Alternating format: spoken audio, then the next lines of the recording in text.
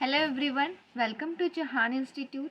हमारी ये micro economics की सीरीज़ चल रही है जिसमें आज हम अपना most important curves of micro economics करने वाले हैं। तो माइक्रो इकोनॉमिक्स के मैं आपको वो वाले कर्व्स बताने जा रही हूँ जो मोस्ट इम्पॉर्टेंट हैं आपके लिए एग्ज़ाम पॉइंट ऑफ व्यू से। और ये बेसिक कर्व्स हैं, आप सभी को माइक्रो इकोनॉमिक्स पढ़ते हुए ये कर्व्स का पता होना चाहिए। तो चलिए स्टार्ट करते हैं हम सबसे पहले कर्व से, जो कि है हमारा डिमांड कर्व। इसको हम लॉ ऑफ डिमांड भी कहते हैं। ठीक है, अब ये बनता कैसे है? सबसे पहले हम एक्स एक्सिस और वाई एक्सिस बनाएंगे। ये हमारा एक्स एक्सिस होता है और ये हमारा वाई एक्सिस होता है। ठीक है, यहाँ हमारा पॉइंट ऑफ ओरिजिन होता है। अब देखो, इसमें हमें डिमांड कर्व में क्या, एक्स एक्सिस पे हम डिमांड लेते हैं और वाई एक्सिस पे हम प्राइस लेते हैं, राइट। अब हमें लॉ ऑफ डिमांड पता है कि लॉ ऑफ डिमांड क्या कहता है कि जब प्राइस ज़्यादा होता है तो डिमांड कम होती है। ठीक है, जब प्राइस ज़्यादा होता है तो हम डिमांड को कम कर देते हैं ना। किसी भी कमोडिटी का अगर प्राइस ज़्यादा होगा तो कंज्यूमर उसकी डिमांड कम कर देगा, और अगर कमोडिटी का प्राइस कम हो जाएगा तो कंज्यूमर उसकी डिमांड क्या कर देगा, बढ़ा देगा। यानी कि प्राइस और डिमांड में इनवर्स रिलेशन होता है, राइट। तो अब हम इसका कर्व बनाएंगे। मान लो ये प्राइस पे 1 है और ये 5 है। ठीक है, यहाँ पे भी हम 1 मान लेते हैं, ये 5 है। अब देखो, जब प्राइस हमारा 5 है तो कंज्यूमर कितने की डिमांड कर रहा है? सिर्फ एक कमोडिटी की। ठीक है, लेकिन जैसे ही कमोडिटी का प्राइस जो है वो 5 से लेके 1 हो गया, पहले 5 रुपीज़ था, अब कम हो गया है, 1 रुपीज़ हो गया है, तो कंज्यूमर उसकी डिमांड क्या कर देगा, इंक्रीज कर देगा। तो इस तरह से हमारा क्या बनता है, ये हमारा डिमांड कर्व होता है। इसको हम इस तरह से बनाते हैं। तो ये हो गया हमारा डिमांड कर्व, जिसको हम लॉ ऑफ डिमांड भी कहते हैं, राइट। Law of demand. तो ये है हमारा डिमांड कर्व। आप इसको अपनी नोटबुक में अच्छे से नोट कर लीजिए, बार बार बना के देखिए। और मैं आपको एक और बात बता दूं, जब भी आप माइक्रो इकोनॉमिक्स के ग्राफ ट्राई करते हैं बनाने का तो उन्हें फ्री हैंड बनाइए, स्केल का यूज़ किए बिना। ठीक है, इससे क्या होगा, जब आप एग्ज़ाम लिख रहे होंगे तो आप जल्दी जल्दी एकदम एग्जैक्ट बिना स्केल के भी वैसा ही कर्व बना पाएंगे। तो डिमांड कर्व है ये, लॉ ऑफ डिमांड भी कहते हैं इसको। मैंने फ्री हैंड बनाया है, आप भी इसको ऐसे ही बना के ट्राई करेंगे। चलिए अब हम करते हैं हमारा नेक्स्ट कर्व, जो कि है सप्लाई कर्व। नेक्स्ट है हमारा सप्लाई कर्व। ठीक है, सप्लाई कर्व में हम क्या करते हैं, प्रोड्यूसर के पॉइंट ऑफ व्यू से सोचते हैं। अब देखो, किसी भी कमोडिटी का अगर प्राइस ज़्यादा होगा तो हम उसकी सप्लाई क्या करेंगे, ज़्यादा करेंगे ना, सप्लाई बढ़ा देंगे। लेकिन जैसे ही उस कमोडिटी का प्राइस कम हो गया, हम उसकी सप्लाई भी कम कर देंगे। तो ये होता है direct relationship between price and supply. अब हम इसका ग्राफ बनाते हैं कि ग्राफ कैसा होता है। तो देखो, सबसे पहले इसमें भी हमने वाई एक्सिस और एक्स एक्सिस बनाना है। ये है हमारा वाई एक्सिस, ये हो गया हमारा एक्स एक्सिस और ये हो गया हमारा पॉइंट ऑफ ओरिजिन। यहाँ हम प्राइस लेते हैं हमारा, और एक्स एक्सिस पे हम अपनी सप्लाई लेते हैं। ठीक है, जब किसी कमोडिटी का प्राइस 1 था तो उसकी सप्लाई भी 1 हो रही थी। जैसे ही उसका प्राइस बढ़ के 3 रुपीज़ हो गया, उसकी सप्लाई भी क्या हो गई, 3 रुपीज़ हो गई। तो ये हो गया हमारा direct relationship between price and supply, और इसका ग्राफ ऐसे बनता है। इसे हम लॉ ऑफ सप्लाई भी कहते हैं, राइट। तो ये हो गया हमारा सप्लाई का कर्व, आप इसे नोट कर लीजिए। इसको हम लॉ ऑफ सप्लाई भी कहते हैं।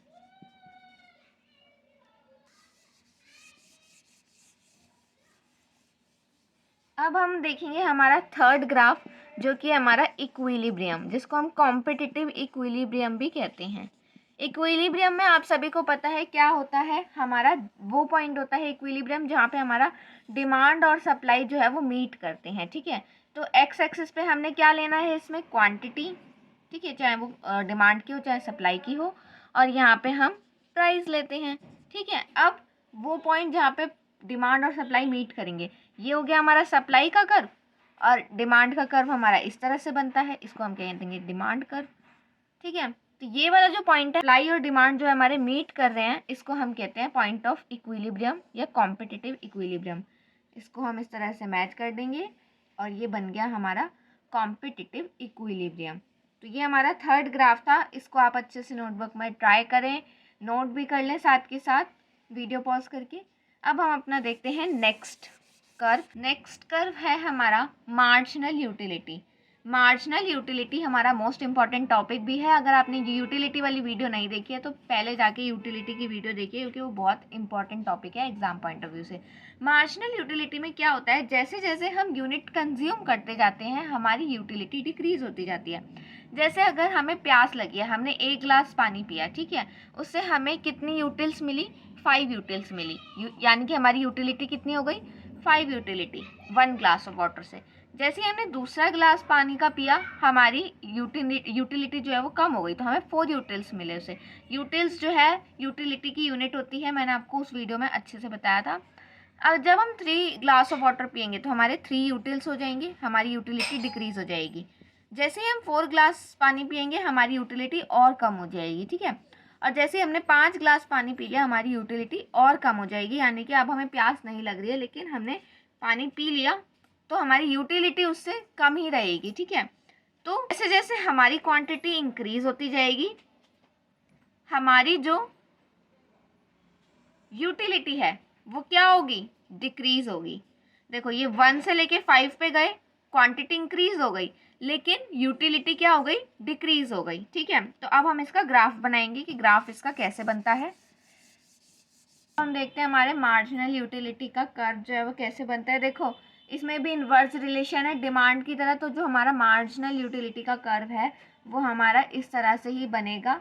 बस हमने एक्स एक्सिस पे लेना है यूनिट्स कितनी हमने कंज्यूम की हैं, यूनिट्स कंज्यूम्ड, और हमने वाई एक्सिस पे लेना है हमारा मार्जिनल यूटिलिटी, राइट, ठीक है। ये हो गया हमारा मार्जिनल यूटिलिटी का कर्व। अब हम बनाएंगे हमारा टोटल यूटिलिटी का कर्व।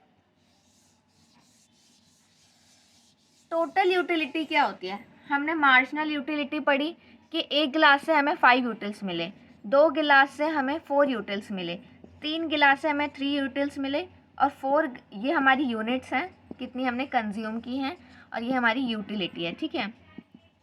4 ग्लास से हमें 2 यूटिल्स मिले और 5 ग्लास ऑफ वाटर से हमें 1 यूटिल मिला। ये ग्लास ऑफ वाटर का मैं एग्जांपल ले रही हूँ। तो अब ये तो क्या हो गई, हमारी मार्जिनल यूटिलिटी हो गई। अब हम देखेंगे टोटल यूटिलिटी कैसे निकलती है। टोटल यूटिलिटी होती है पहले ग्लास से हमें 5 मिले थे तो 5 ही, अब दूसरे से हमें 4 नहीं मिलेंगे, हमें कितने मिलेंगे, 9। हम इन दोनों को ऐड कर देंगे। फिर जब हमने तीसरा ग्लास ऑफ वाटर पिया तो हमें कितने यूटिल्स मिलेंगे, 12 यूटिल्स। फिर जब हमने 4th ग्लास ऑफ वाटर पिया तो हम 14, हमें टोटल यूटिलिटी हमारी कितनी हो जाएगी, 14, क्योंकि हमें 14 यूटिल्स मिले हैं। And next glass of water पे हमारी यूटिलिटी जो है वो 15 हो जाएगी।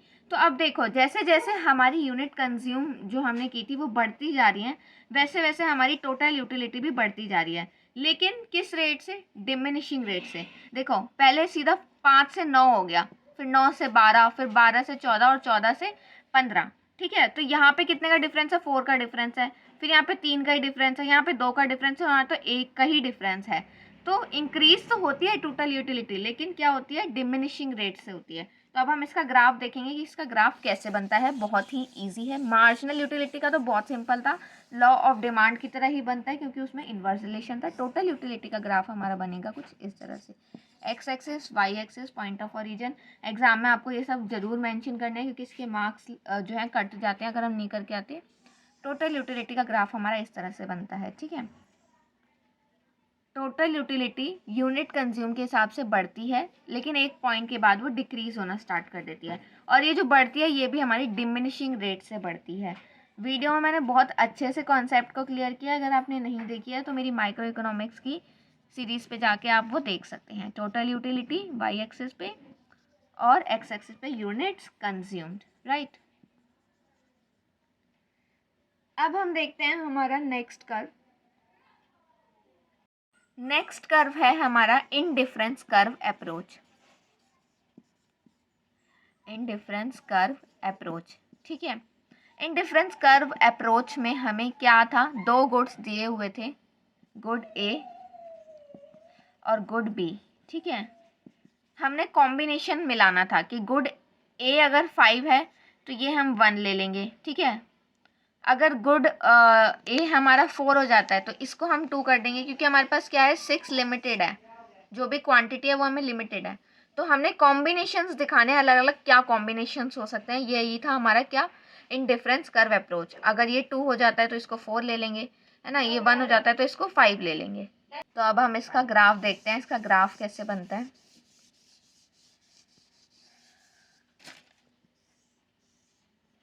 ये हो गया हमारा एक्स एक्सिस, ये हो गया हमारा वाई एक्सिस, ये हो गया हमारा पॉइंट ऑफ ओरिजिन। एक एक्स एक्सिस पे हम गुड ए ले लेंगे और वाई एक्सिस पे हम गुड बी ले लेंगे। इसकी भी इंडिफरेंस कर्व की मैंने एक अलग से वीडियो बनाई थी। इसमें हम कॉम्बिनेशन दिखाते हैं, 5 है तो इसको 1 ले लेंगे, ये 1 है तो इसको 5 ले लेंगे, ठीक है। तो इंडिफरेंस कर्व हमारा हमेशा ऐसे रोटेट होके कर्व की तरह बनता है। मतलब ये प्रॉपर नहीं बन पा रहा है, आप अपनी बुक्स में देखेंगे तो आपको एकदम एग्जैक्ट मिलेगा, ठीक है। बार बार इसकी प्रैक्टिस करनी है ताकि एग्ज़ाम में आप एकदम ऐसे एग्जैक्ट बना सकें इसको, राइट। तो ये हो गया हमारा इंडिफरेंस कर्व अप्रोच। नेक्स्ट एक और इम्पॉर्टेंट कर्व जो है हमारा, वो है हमारी बजट लाइन। बजट लाइन हमारी फिर से लॉ ऑफ डिमांड की तरह ही बनती है। इस तरह से जो ये वाले पॉइंट्स होते हैं लाइन के, ये होते हैं हमारे परफेक्ट कॉम्बिनेशन। जो इसके बाहर होते हैं वो होते हैं हमारे अनअचीवेबल, और ये अंडर अचीवेबल के, मतलब अभी तक अचीव नहीं किए हैं या जो भी है, ठीक है। बजट लाइन वाले कॉन्सेप्ट मैंने इसको अच्छे से दिखाया है आपको। ये हो गया हमारा बजट लाइन का कर्व, ओके। और इसके बाद एक और कर्व हमारा मोस्ट इम्पॉर्टेंट, जो लास्ट मोस्ट इम्पॉर्टेंट कर्व है हमारा, वो है हमारा आइसोक्वांट कर्व, ठीक है। आइसोक्वांट बिल्कुल सेम इंडिफरेंस कर्व की तरह ही बनता है, लेकिन इसमें हम अलग अलग कॉम्बिनेशन दिखाते हैं। जैसे कि इससे हमें अगर 100 सेटिस्फेक्शन मिल रही है, इससे हमें 200 मिलेगी, इससे हमें 300 मिलेगी। ये जितना ऊपर जाता जाएगा उतनी ज़्यादा सेटिस्फेक्शन हमें इसमें मिलती जाती है। ये होता है हमारा आइसोक्वांट कर्व। तो मैंने आपके साथ माइक्रो इकोनॉमिक्स के मोस्ट इंपॉर्टेंट कर्व जो थे हमारे, वो डिस्कस कर लिए हैं। अगर वीडियो पसंद आई तो वीडियो को लाइक कीजिए, चैनल को सब्सक्राइब कीजिए और बेल आइकन को प्रेस कीजिए। ये है हमारा आइसोक्वांट कर्व। Thank you.